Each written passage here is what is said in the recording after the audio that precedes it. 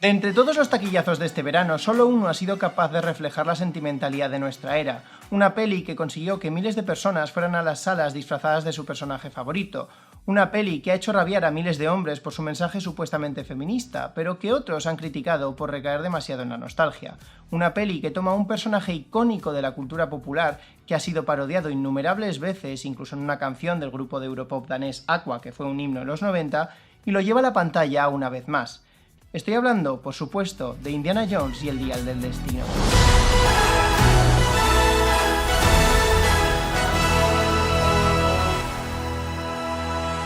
Indiana Jones, oye, que yo quería hablar de... ¡Te jodes! Este es un canal de historia y arqueología. Ese chiste no funciona si leen el título primero. Además, le has copiado la intro a Lindsay Ellis. En fin, vale. Hablemos de Indiana Jones. Indiana Jones es un personaje icónico de la historia del cine, un aventurero que da clases de arqueología en la universidad y de segundo trabajo viaja por todo el mundo rescatando tesoros de los nazis o simplemente robándoselos a la cultura de origen. Indiana Jones fue para muchos la primera imagen que tuvimos de un arqueólogo. Indiana Jones fue lo que nos hizo a muchos enamorarnos del pasado, de esa idea de que había culturas perdidas que se podían rescatar a través de sus objetos, que la historia no era algo muerto que te daban en clase repitiendo fechas y datos, sino algo que se podía vivir, que podemos conocer el pasado a través de algo tangible, de lo material, de... sí, tesoros. Indiana Jones fue la saga de pelis que veía una y otra vez de pequeño, primero en VHS, luego en DVD, y fue quien me hizo interesarme por la arqueología. Indiana Jones me volvió lo que soy hoy, arqueólogo, bueno, y otras cosas.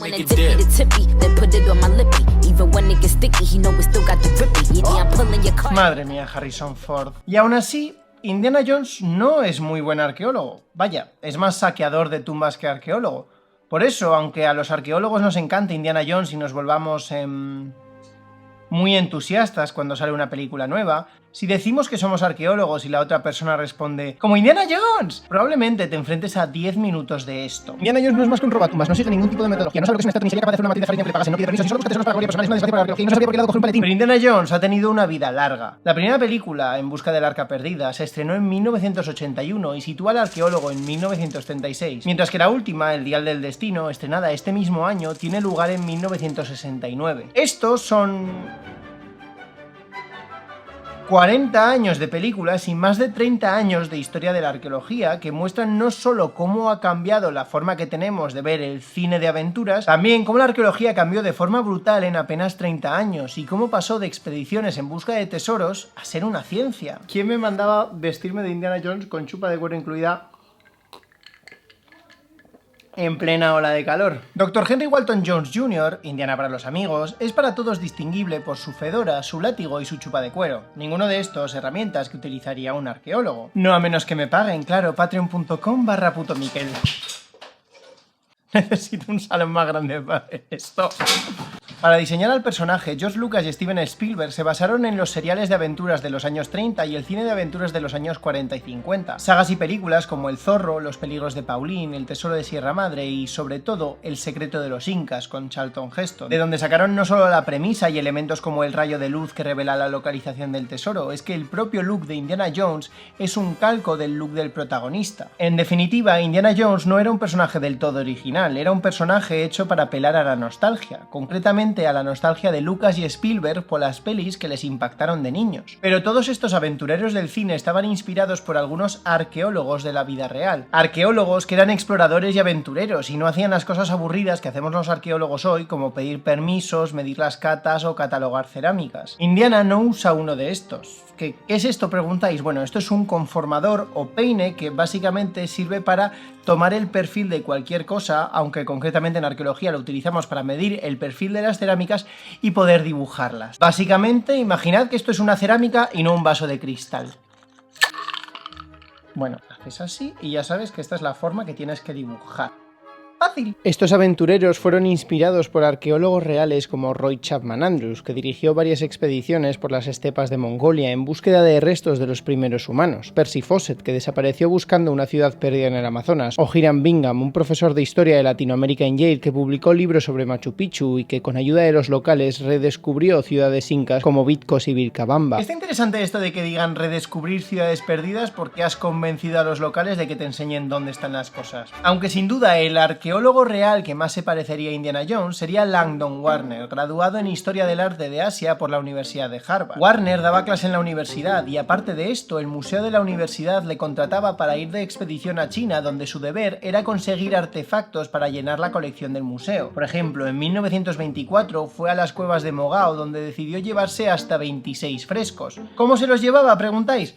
Bueno, pues aplicaba pegamento a las paredes, luego pegaba una tela y tirando de la tela arrancaba la pintura para volver a pegarla en un pedazo de yeso. ¿Que suena como una burrada? Lo era. Este proceso no es muy discreto y se cargó gran parte de los frescos que llevaban 1000 años tranquilos y sin perturbar. Y para más inri, de los 26 fragmentos que se llevó, hoy día solo 5 están en condiciones para ser mostrados al público. Pero las expediciones de Warner no eran solo para llenar museos. Algunos de los trabajos más destructivos que hizo, por ejemplo en las grutas de Longmen, fueron para cumplir con pedidos de compradores privados. El arqueólogo se iba de expedición y tomaba fotos de lo que le parecía que podía tener potencial para así hacer un catálogo. Y luego el museo y los ricachones interesados pues hacían pedidos como si eso fuese el catálogo del Toys R Us en plena Navidad. Y ese es el modelo de arqueólogo que cumple Indiana Jones. La primera escena de la primera película, nuestra introducción al personaje, es de él a la carrera para llegar a un templo antes que su competidor y llevarse un ídolo de oro que para la gente local sigue teniendo un significado religioso, pero que Indiana Jones debe vender a un cliente. Estoy seguro que cuanto haces por el museo se ajusta al Tratado Internacional para la Protección de Antigüedades. Y es que aunque hoy día a esta gente no los llamaríamos precisamente arqueólogos, la arqueología tiene un origen colonial.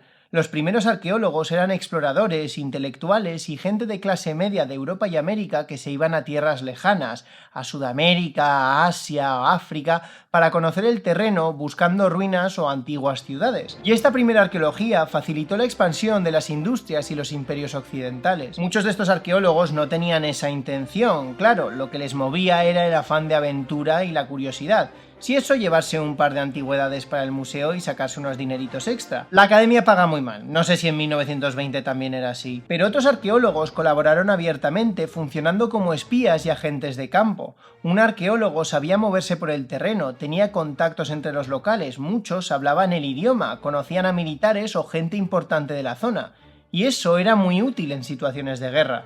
Así que han sido muchos los arqueólogos y antropólogos que han trabajado como espías. Yo no, tranquilos, aunque eso sería precisamente lo que diría un arqueólogo espía. Pero ¿sabes quién viajaba también por todo el mundo como Indiana Jones? Tú, con nuestro patrocinador de hoy, NordVPN. Os la colé otra vez. Con NordVPN podrás viajar a otros países y, al igual que Indiana Jones, robarles su artefacto más preciado, el catálogo de series, películas y videojuegos. NordVPN es el mejor servicio de VPN del mercado. Yo, de hecho, llevo usándolo ya 4 años. ¿Y qué te permite una VPN? Preguntas. Primero de todo, encriptar tu conexión. Así, si estás en un sitio público, tu conexión está asegurada contra hackers, espías y maleantes. Y si hay páginas web bloqueadas por tu proveedor de internet o en tu región, puedes acceder a ellas gracias a un simple clic. Además, usando una VPN puedes conectarte a internet desde cualquier país, en tu móvil, tu ordenador o tu tele. La app es súper fácil de utilizar, hasta tiene un mapita como si fueras Indiana Jones. ¿Quieres conectarte al catálogo de tu servicio de streaming favorito en Estados Unidos o en Corea porque ahí tienen pelis que no están disponibles en tu país? Un clic y solventado. Ahora puedes ver todas las pelis y series que quieras. Todo esto por solo 3,99 € al mes. Si todo esto suena como algo que te interesa, entra en nordvpn.com y utiliza el código de descuento putomikelvpn para conseguir un descuento de 69%, nice, durante 2 años. Además de 4 meses extra gratuitos si te apuntas antes del 12 de septiembre. He dejado el link en la caja de descripción y en el comentario fijado para que, al contrario que el Arca de la Alianza, no se pierda. Vale, ya paro con los chistes temáticos. Y si aún así esto no te convence, tienes 30 días para probar NordVPN sin compromiso y, si no te gusta, te devuelven el dinero. Yo no entendería por qué hacerlo porque NordVPN es súper práctico, pero no está de más. Muchísimas gracias a NordVPN por patrocinar este vídeo y ayudar a que pague las facturas, y a vosotros por dar al enlace y ayudarles a que me sigan ayudando. Y ahora, volvamos a Indiana Jones. Indiana Jones en las primeras 3 películas es precisamente eso, un arqueólogo / espía asociado a una institución que le contrata para ir al terreno y conseguir piezas con la fachada de ser arqueólogo. Su primera gran aventura es porque el gobierno de Estados Unidos le pide intervenir para infiltrarse como arqueólogo y detener a los nazis. En la trilogía original, la que se sitúa en los años 30, Indiana Jones recupera varios artefactos, cada uno para distintos agentes interesados que reflejan un poco a quién servían los arqueólogos en esta época. Además del gobierno de Estados Unidos para buscar el Arca de la Alianza, Indiana trabaja bajo órdenes órdenes del Museo de la Universidad y su principal patrocinador, Marcus Brody, para recuperar el ídolo Chachapollas y la Cruz de Coronado. En la última cruzada, Indy se embarca en la búsqueda del Santo Grial a órdenes de un coleccionista privado, y la peli del Templo Maldito empieza con Indy vendiendo las cenizas de un emperador chino a un señor de la mafia de Shanghái. El único caso en el que Indiana Jones trabaja con una comunidad local es en la aventura principal del Templo Maldito, cuando la aldea le pide ayuda para recuperar una piedra sagrada que le ha robado una secta. Y mirad, esa peli tiene sus problemas con muchas cosas. Pero muchas cosas. Pero muchísimas cosas. De hecho, creo que se sale tanto de la escala de estereotipos ofensivos que el gobierno de la India prohibió la película. Pero al menos al final de la peli, Indiana Jones devuelve el objeto a su comunidad de origen, así que no es tan colonialista, supongo. Sorbete de sesos de moda. Y ya que estoy, opinión controvertida. La peor peli de Indiana Jones, de las 5, es la del Templo Maldito. Honey, you've got a big storm coming. Y no lo digo por lo de que sea ofensiva. Tarda un montón en arrancar. La mitad de la peli es ellos paseando por la jungla. Y sí, tiene un final icónico con lo de la persecución en el coche de la mina y lo del puente colgante. Pero hasta llegar ahí, madre del amor hermoso, ¿a qué coste? Esta peli hace un uso de la luz de colores más abusivo que un vídeo ensayista de YouTube. Creedme, sé de lo que hablo. Todos los personajes, salvo Indiana, son más planos que los pies de un pato. ¿Y la chica?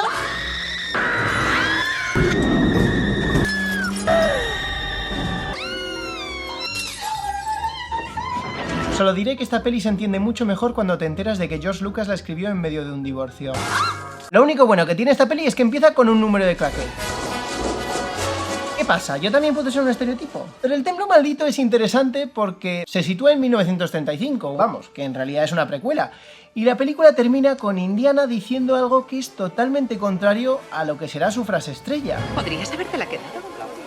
¿Para qué? ¿Para que la pongan en un museo? Otra piedra más llena de polvo.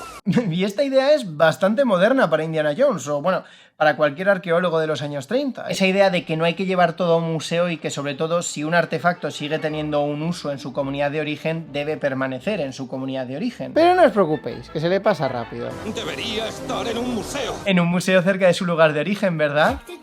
¿Verdad? Uno de los principales atractivos de la saga ha sido sin duda los tesoros, los MacGuffin. Indy lo que busca es fortuna y gloria. Los objetos son valiosos porque tienen una historia interesante, pero lo que importa al final no es esa historia, sino el objeto. Por cierto, entre todos los artefactos que excava Indiana Jones, el único que realmente existe es la anticitera, el tesoro de la quinta y última película. El resto son o directamente inventados, como las piedras de Sankara, o basados en mitos y leyendas, como el Santo Grial. Pero la anticitera es verdad, realmente existe un artefacto que se encontró en un naufragio griego de hace unos 2000 años que servía para predecir fenómenos astrológicos. Este objeto sigue planteando muchas preguntas, ya que tiene tecnología, como los engranajes, que no se vería hasta 1200 años después, tecnología que no pensábamos que tenían los griegos. Pero tampoco sabemos muy bien cómo funciona, porque como casi todos los artefactos arqueológicos, no se encontró así, sino así. Y es en la importancia del objeto, del tesoro, donde se muestra el mayor cambio en la saga de Indiana Jones. Muchos se han quejado de que las pelis nuevas, la cuarta y la quinta, no son tan buenas como las tres originales. Algunos han culpado al CGI, otros a que nadie supo cómo decirle que no a Lucas y su obsesión con los aliens. Y en la quinta, muchos han culpado al feminismo porque... ¿cómo no? Y es cierto que hay un cambio enorme entre las pelis ambientadas en los años 30 y la cuarta y la quinta peli. No es que Harrison Ford esté ya cascadete, aunque ya quisiera estar yo así a los 50, o porque estas pelis sean peores porque feminismo, o porque recaen en mucho CGI. La diferencia es que Indiana Jones está en un mundo en el que ya no encaja. En las primeras tres pelis, Indiana Jones es reconocido como arqueólogo. Sí, algunos gobiernos locales le han denunciado y le han llamado ladrón de tumbas. Pero eso solo se lo dice un señor indio que en realidad pertenece a una secta, así que... ¿qué más da? En Occidente es un héroe, un agente valioso cuyas transgresiones se perdonan, y el propio Jones se califica como un científico.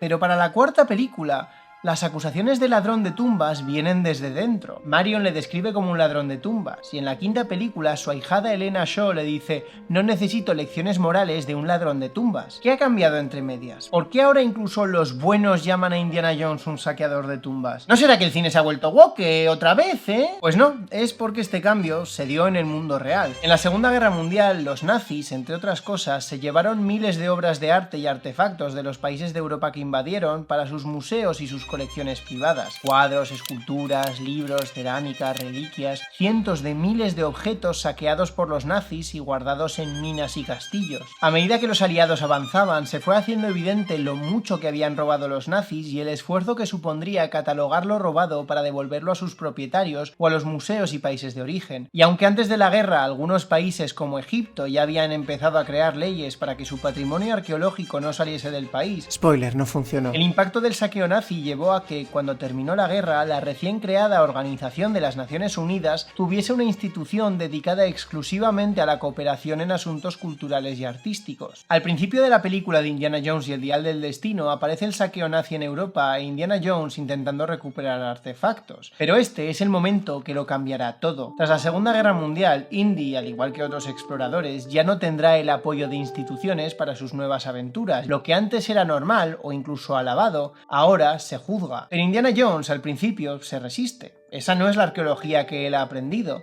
Él ha aprendido a rescatar cosas para llevarlas a su país. En el Reino de la Calavera de Cristal, Indy intenta guardarse un puñal que se encuentra literalmente en una tumba. Y es solo cuando se da cuenta de que su hijo le está juzgando que recula y empieza a poner excusas. No quería pedirte la navaja constantemente. Es igual.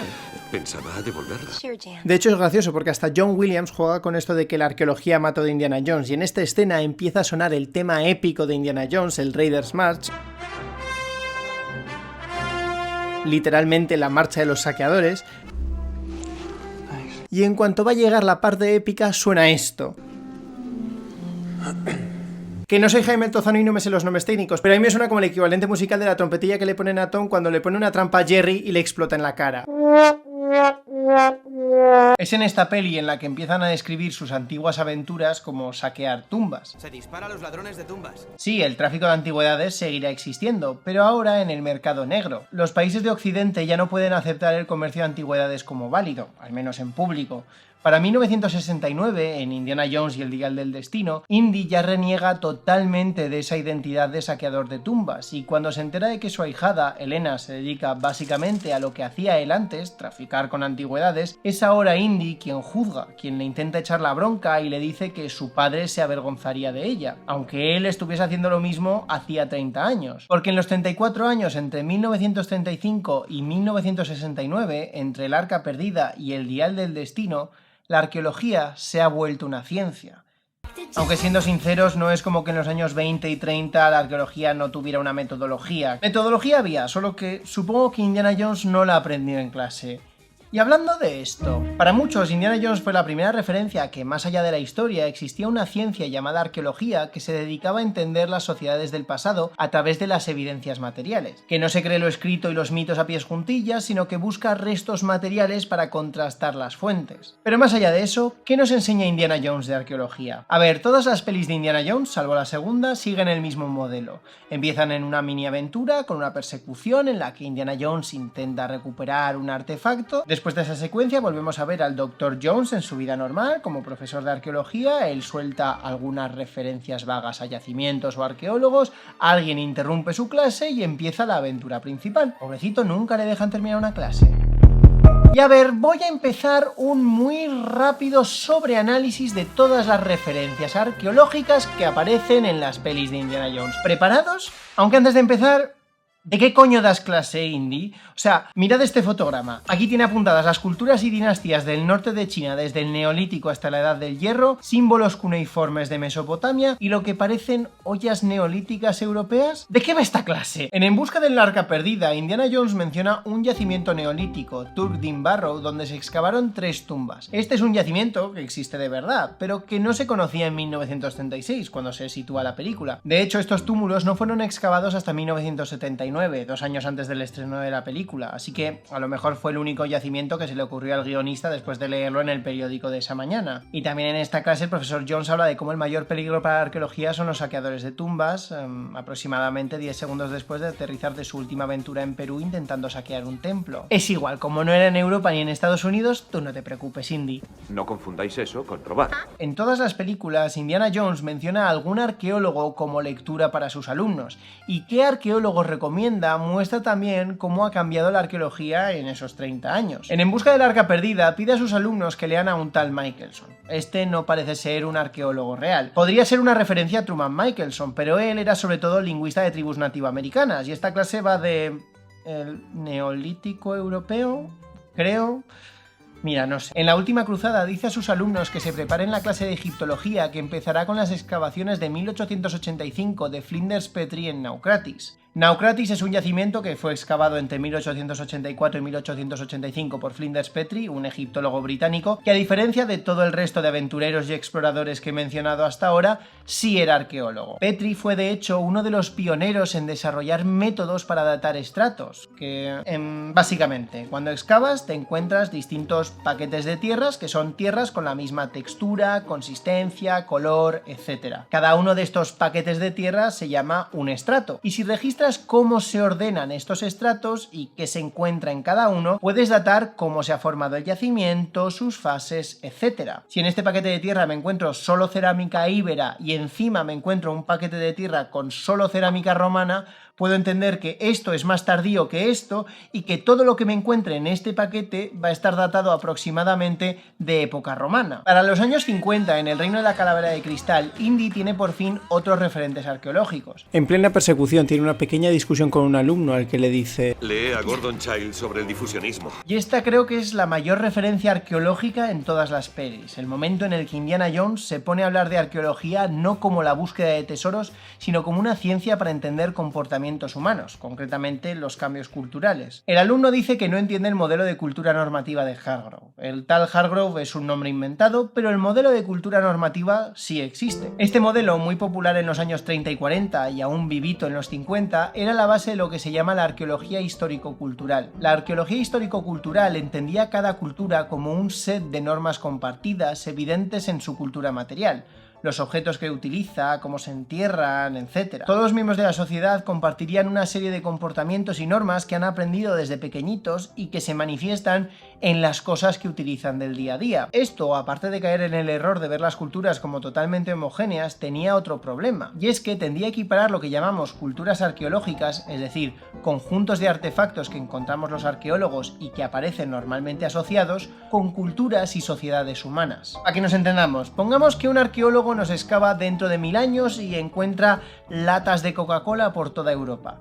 Un arqueólogo histórico-cultural hablaría de la cultura de las latas de Coca-Cola, un grupo que llegó a dominar todo el continente. Esta forma de ver la arqueología sirvió para justificar muchísimos nacionalismos, incluyendo el de los principales villanos de la saga, los nazis. No me voy a meter en mucho detalle, había este arqueólogo llamado Cosina que estaba obsesionado con definir la cultura material de la raza aria y... bueno, expansionismo, guerras, invasiones... podéis imaginar cómo acabó eso. Himmler incluso creó una rama de las SS dedicada a la pseudoarqueología, la ANNRB. Básicamente, su objetivo era buscar objetos y atribuirlos a una supuesta raza aria original para justificar la superioridad racial de los arios y su expansión por Europa. Y sí, la ANNRB también tenía sus ramalazos más místicos, buscando por ejemplo las ruinas de Atlántida, pero en general buscaban artefactos de la raza aria. Vamos, que no tendría mucho sentido que buscasen en el Arca de la Alianza un artefacto vinculado sobre todo con la historia y la cultura judía en la primera película, pero bueno, este no es un canal de buscar fallitos. En este sentido, el modelo histórico-cultural veía las culturas como inmutables y como homogéneas, algo que se presta mucho a justificar tu propia cultura a través de unos fragmentos de olla de hace 3000 años. Indy probablemente viese así las culturas durante sus primeras aventuras, pero ahora, en 1957, le recomienda al alumno que lea a Childe y su modelo de difusionismo. Esta sí es una referencia a un arqueólogo de verdad, B. Gordon Childe, un prehistoriador que fue el pionero en la arqueología marxista, la aplicación de teoría marxista a la interpretación del pasado, lo cual no deja de ser gracioso en una peli en la que los malos son los comunistas, pero... el modelo de difusionismo decía que básicamente tecnología como la de domesticación de plantas y animales se originaría en un punto y desde ahí se difundiría por zonas vecinas, gracias a la migración, al comercio o incluso a la invasión. Para Childe, la mayor parte de cambios no serían por innovación propia de una cultura, sino por transmisión de ideas. ideas, porque en general en esta época se seguían viendo las culturas como algo bastante estático. Estamos avanzando, al menos ahora ya no vamos solo a buscar tesoros y nos estamos empezando a fijar en los procesos. En este caso, pues básicamente cómo la domesticación de plantas y animales que empezó en Oriente Próximo llegó a esta Europa durante el Neolítico. Pero no sabéis lo que significó ese paso, de fijarse solo en el objeto y en lo que significa ese objeto, a fijarse en los procesos y en cómo esos procesos están representados por la cultura material. Y esto nos lleva a 1969, la última clase de Indiana Jones y la última película. Aquí Indiana Jones está dando una clase de historia antigua, concretamente el asedio de Siracusa, porque, ¿por qué no? Necesitamos hacer el infodumping, venga. Y pide a sus alumnos que lean a un tal Winford. Bien, el tal Winford no existe, pero es probablemente una referencia a Lewis Binford, un arqueólogo que durante tiempo ha sido considerado uno de los padres de la nueva arqueología o arqueología procesual. Básicamente esta es la corriente que defendía que había que deshacerse de todo este peso del historicismo cultural y la recolección de objetos para ir a una arqueología que era fundamentalmente una antropología del pasado. El objetivo de la arqueología ya no era entender los objetos y cómo se creaban, sino entender los comportamientos humanos. Los objetos no eran el fin, sino una manifestación de comportamientos humanos que podían luego relacionarse a parecidos y diferencias dentro de una misma cultura. Digamos, ya no quiero el ídolo para entender la cultura chachapollas en su conjunto, sino que haciéndome preguntas sobre la religiosidad y los rituales dentro de la cultura chachapollas, investigo ese ídolo, que me va a mostrar una parte de cómo era esa cultura, pero no toda. Y desde luego no voy a llamar a esa cultura la cultura de los ídolos de oro. Y esto es lo que muestra Indiana Jones. Sí, vale, entiendo que nadie ve Indiana Jones por las pequeñas referencias arqueológicas que salen en escenas de menos de un minuto en la primera media hora de la peli, que estoy sobreanalizando y que Lucas y Spielberg se la pelaba si ponían Binford o Winford o Pelico de los Palotes. Pero estas referencias, por pequeñas que sean, explican por qué Indiana Jones es un producto de su tiempo, por qué con cada película está cada vez más gruñón y sobre todo, ¿por qué Indiana Jones tiene que morir? No va a haber más películas, nadie va a recoger el testigo de Indiana Jones, ya no es su época. Él se ha criado con otros referentes que más que arqueólogos eran aventureros y exploradores. Sí, ha intentado adaptarse, ya no se va de aventuras, pero es que el mundo no necesita esas aventuras. El mundo ya no busca el artefacto, el tesoro, busca entender las sociedades del pasado en su conjunto. Incluso los nuevos modelos de aventureros que surgieron años después inspirados por Indiana Jones, como Lara Croft o Nathan Drake, no son arqueólogos, no dan clases, no van a excavaciones. Pueden tener algún tipo de formación en arqueología, pero se definen, antes que nada, como cazatesoros y saqueadores de tumbas. No son arqueólogos, no pueden ser arqueólogos, porque ese tiempo ya pasó. En conclusión, ¿es Indiana Jones buen arqueólogo? Pues a ver. No. Quiere decir, la única vez que se le ve con una pala en 5 pelis es para, literalmente, entrar a saquear una tumba de noche. Yo entiendo que tener al héroe de tu película pidiendo permisos y rellenando formularios no es lo más divertido, pero no puede ser que hasta los nazis tengan una escena pidiendo permiso a las autoridades locales y tú no. También el problema es que Indiana Jones es experto en todo. En la primera película parece que es experto en arqueología de Sudamérica, pero luego es experto en arqueología bíblica, pero luego sabe sánscrito y chino mandarín. De hecho, en un momento de la última película, refiriéndose al asedio de Siracusa, dice: he estudiado esto toda mi vida y... ¿Estás seguro de eso? Además, Indiana Jones comete fallos como muy tontos. El texto está en latín clásico. Mediados del siglo XII, diría yo. No, en el siglo XII no se escribía en latín clásico, sino en latín medieval. ¿Y qué haces mojando la inscripción con champán? Pero a riesgo de parecer CinemaSins, voy a ignorar estos fallos. Entiendo que hacer una película de Indiana Jones registrando estratos, rellenando fichas, inventariando cerámica y demás no atraería mucha audiencia. Pero aunque como arqueólogo dejé que desear, es indudable que ha creado un referente. No solo para frikis como yo, que se interesaron por una carrera porque vieron lo que se podía aprender del pasado más allá de los libros de historia, aunque sabíamos que no íbamos a ir correteando por el mundo escapando de trampas mortales con un látigo. De pequeño no sé cuántas veces me vi la saga, sobre todo la peli de la Última Cruzada porque es la mejor. Y la banda sonora...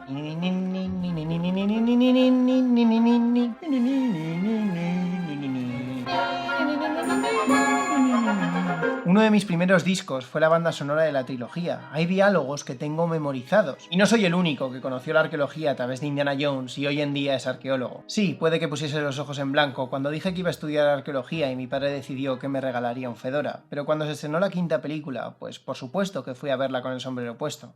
Y con el látigo, claro. Indiana Jones rescató el modelo de aventurero de los años 30 y 40 y le dio un toque más carismático. Un héroe que no es perfecto, que tiene miedo a las serpientes, que se equivoca, que le engañan. Pero también Indiana Jones nos lleva a una época de la arqueología que se perdió. En los 40 años de la saga, Indy cambia porque entre los 30 y los 60 la arqueología cambia. Y ese modelo de arqueólogo aventurero ya no tiene un lugar en el mundo. El mundo que rodeaba a Indiana Jones cambió, y reducido a ser profesor, se convirtió en una vieja gloria. Sus clases ya no despiertan el mismo interés entre los alumnos, sus aventuras son poco más que recuerdos de otros tiempos, porque la arqueología mató a Indiana Jones. Pero Indiana Jones también cambió la arqueología, motivó a cientos de personas a saber que existe una carrera que busca evidencia material del pasado, que no se cree los mitos como verdades, que busca El hecho. No la verdad. No, Indiana Jones no es un buen arqueólogo, pero ha inspirado y ha ayudado a crear una generación de buenos arqueólogos. Y a veces eso es lo único que necesitas de un personaje, por ficticio que sea.